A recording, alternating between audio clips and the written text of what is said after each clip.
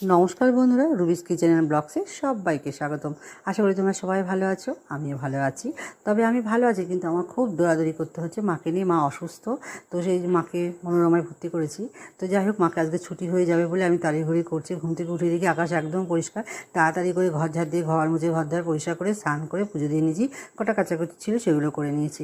পুজো দিয়ে নিয়ে আবার টিফিনও বানিয়ে নিয়েছি। 8:30টার মধ্যে টিফিন বানিয়ে নিয়ে নিজেও একটু খেয়ে নিলাম তড়িঘড়ি করে। মাকে যেহেতু ছুটি দিয়ে দেবে, অফিস হাসপাতাল থেকে ফোন করেছিল, তড়িঘড়ি করে ছুটে দেখি বাড়িতে আবার আসতে হয়েছে। এসে দুটো কাগজ রেখে গেছিলাম, সেই কাগজ দুটো আবার নিতে যেতে হবে। তো মেয়ে বললো মা রান্না হয়ে গেছে।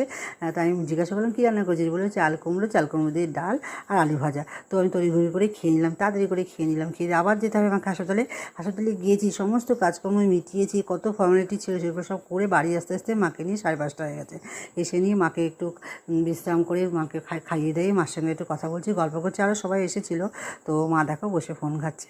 আর এদিকে যেহেতু সন্ধ্যা হয়ে গেছে, 6:30 বেজে গেছে, আমি তাড়াতাড়ি করে ঠাকুর ঘরে এসে জানাগুলো খুলে দিয়েছি, দিয়ে ঘরদ্বার পরিষ্কার করে ঝাড় দিয়ে মুছে নিচ্ছি।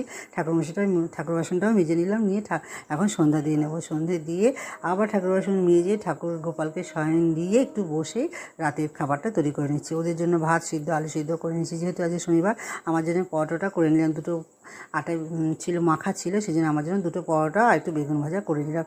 এই হচ্ছে আমার রাতের খাবার। খেয়ে নিচ্ছি। খাওয়া দাওয়া হয়ে গেলে পরে হাত মুখ ধুয়ে পয়সা মার আর মেয়ে খাওয়া হয়ে গেছে। তো ওরা বাবা ছেলে পরে খাবে, তো আমরা খেয়ে নিলাম। তাড়াতাড়ি করে খেয়ে নিয়ে হাত মুখগুলো পয়সা সারাদিন তো জার্নি গেছে, কী করবো, এই জন্য আমরা তাড়াতাড়ি করে হাত মুখ ধুয়ে ক্রিম টিম মেখে বিশ্রাম করে নিলাম। সবাইকে একটু আমার ভিডিওটা দেখলে পরে অবশ্যই সবাই লাইক শেয়ার কমেন্ট প্রচুর করে দেবো, আর চ্যানেলটি সাবস্ক্রাইব করে দেবো। চলো আজকে এই পর্যন্ত। সবাই ভালো থেকো, সুস্থ থেকো। আর আগামীকাল আরেকটা নতুন ভিডিওর সঙ্গে তোমাদের সঙ্গে হাজির হয়ে যাবো। চলো টাটা, গুড নাইট।